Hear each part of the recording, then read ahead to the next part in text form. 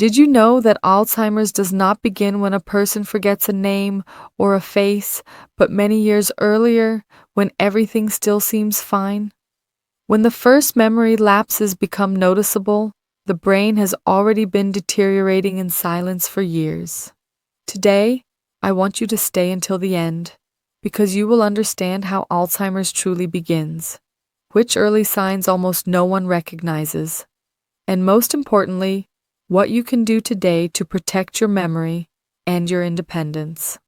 I am Dr. Sinclair, and this space exists to help you care for your brain before the damage becomes irreversible. The big misunderstanding about Alzheimer's.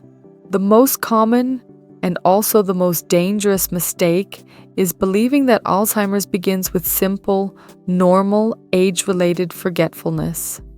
This confusion delays diagnoses, treatments, and critical decisions for years. Many people believe that forgetting names, losing the thread of a conversation, or feeling mentally slower is inevitable after a certain age. And while it is true that normal aging brings small changes, Alzheimer's is not part of that natural process. The biggest problem is that the onset of the disease disguises itself as normality. It does not begin with forgetting where you left your keys or repeating a story. It begins much earlier, with signs so subtle that they are often justified or minimized. A reduced ability to concentrate appears, difficulty organizing tasks that were once automatic, disproportionate mental fatigue during simple activities, loss of interest in hobbies that were once enjoyable, or a persistent feeling of mental slowness when thinking or reacting. Many people say, "I used to multitask easily and now I struggle. I get mentally tired much faster," or "I don't enjoy reading or conversations as much anymore." These statements are rarely associated with Alzheimer's in its early stages, yet they are often part of its beginning. There is no pain, no dizziness, no clear alarm that forces medical attention.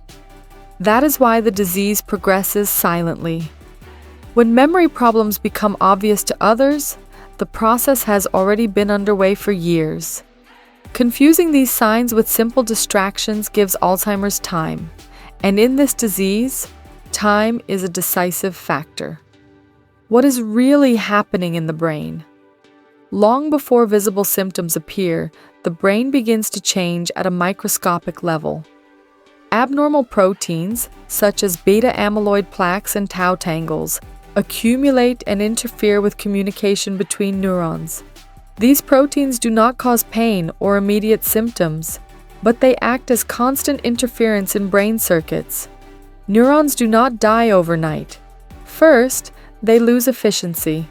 They communicate more slowly, with errors with less precision. The brain continues to function, but no longer with the same clarity or speed.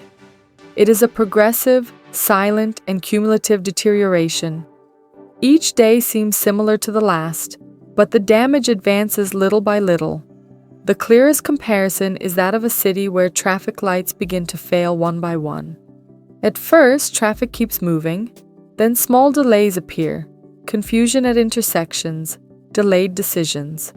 Nothing collapses immediately, but the system no longer works properly. That is what happens in the brain. Memory, attention, language, and decision-making begin to fail intermittently until the deterioration becomes evident. Understanding this process is essential because it reveals a fundamental truth. When Alzheimer's becomes noticeable, the brain has been silently asking for help for years. And the earlier these signs are recognized, the greater the chance of protecting function, slowing progression, and preserving independence. The early signs that almost no one takes seriously. This is where the most valuable time is lost. The first signs of Alzheimer's are usually not dramatic or alarming. They do not appear as a clear break, but as small changes that gradually settle in and are easily normalized. The person continues to function, but something no longer fits quite the same way it once did. It often begins with difficulty sustaining long or complex conversations, not because words are not understood, but because it becomes harder to maintain attention, follow the thread, or process information at the same pace. Longer pauses appear, responses become slower, or there is a need to have things repeated that were just said. It is also common to lose the thread of a story, a movie, or a simple explanation, even when this never happened before. Another early sign is repetition. Not only repeating questions, but repeating comments, anecdotes, or concerns within the same day without remembering they were already expressed. Emotional changes may also appear. Increased irritability, impatience, unexplained anxiety, or disproportionate reactions to minor situations. Often those around the person attribute this to personality or stress, without realizing the neurological origin. Difficulties in making simple decisions can also emerge. Choosing what to do first, organizing a daily task, or solving a basic problem begins to require more mental effort. Some people feel overwhelmed by situations they previously handled with ease. Mild disorientation in familiar places may also occur, taking longer to recognize a usual route, getting confused in a familiar environment, or needing constant reference points. These signs rarely trigger immediate alarm. They are justified with phrases like, "He's more distracted," "She's tired," "He's not as sharp as before," or "It's just age." But early Alzheimer's almost never announces itself clearly. It progresses silently, disguised as normality, and that is why it goes unnoticed for so long. Why the risk increases after 60. After age 60, the brain becomes more sensitive to a series of factors that act together. It is not a single trigger, but the accumulation of small imbalances that, over time, affect brain function. Low-grade chronic inflammation, very common in later adulthood, disrupts neuronal communication and promotes cognitive decline. Cerebral circulation also plays a central role. High blood pressure, even without symptoms, damages the brain's blood vessels. High cholesterol contributes to plaque formation that reduces blood flow. Elevated glucose levels, especially in people with diabetes or insulin resistance, directly affect neurons and accelerate brain aging. Added to this are often underestimated factors: chronic poor sleep, a sedentary lifestyle, and low levels of mental stimulation. The brain needs movement, rest, and challenge to remain healthy. When these pillars fail, deterioration does not happen overnight, but accumulates year after year. That is why it is important to understand that Alzheimer's is not only a memory disease. To a large extent, it is a disease of brain metabolism and circulation. The brain ages faster when it does not receive enough oxygen, nutrients, and stimulation. Understanding this process explains why prevention and lifestyle changes remain relevant even after age 60. The most important part, what you can do.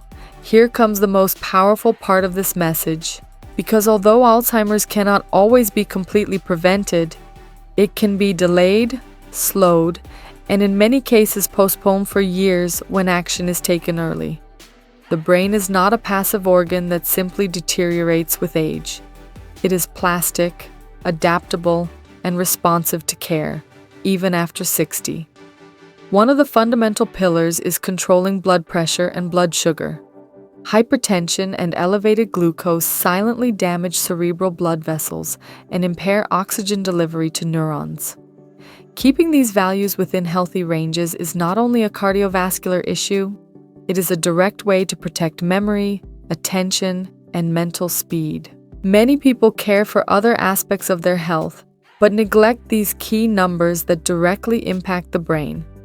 Rest also plays a central role. Sleeping well is not just about feeling less tired. During deep sleep, the brain removes metabolic waste and toxins that accumulate throughout the day, including proteins associated with Alzheimer's. Sleeping too little, sleeping poorly, or having fragmented sleep interferes with this natural cleaning process. Prioritizing regular sufficient sleep is a real preventive measure. Daily movement is another decisive factor. This does not require intense workouts or demanding routines. Walking every day, staying consistently active, and avoiding a sedentary lifestyle improves cerebral circulation, reduces inflammation, and stimulates the production of substances that protect neurons. A moving body supports an active brain. Nutrition can also become a powerful ally. An anti-inflammatory diet rich in vegetables, whole fruits, fish, olive oil, nuts, and natural foods helps reduce oxidative stress and improve vascular health. At the same time, reducing ultra-processed foods, simple sugars, and saturated fats decreases factors that accelerate brain deterioration. Mental stimulation is equally important. Reading, learning something new, solving problems, writing, listening to music, or practicing activities that challenge the mind help create new neural connections. The brain strengthens when it is used. This is not about mechanically doing puzzles, but about maintaining curiosity and active learning. Finally, social connection is a protective factor that is often overlooked. Isolation, loneliness, and lack of interaction negatively affect the brain. Talking, sharing, and feeling part of something stimulate key cognitive and emotional areas. The human brain is designed to connect, and when it does, it remains healthier. This is not fear. It is information. Talking about Alzheimer's is not about creating fear.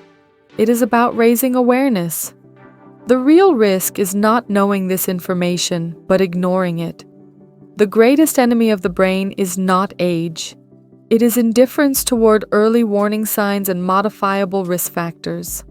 The earlier action is taken, the greater the chance of preserving independence, autonomy, and quality of life.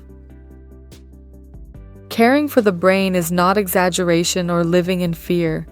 It is making informed decisions today to protect who you will be tomorrow.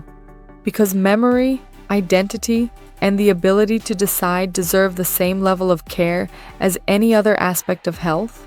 Now tell me honestly, have you noticed any of these changes in yourself or someone close to you? If you made it this far, write in the comments, "I protect my memory," because yes, health and the brain come first.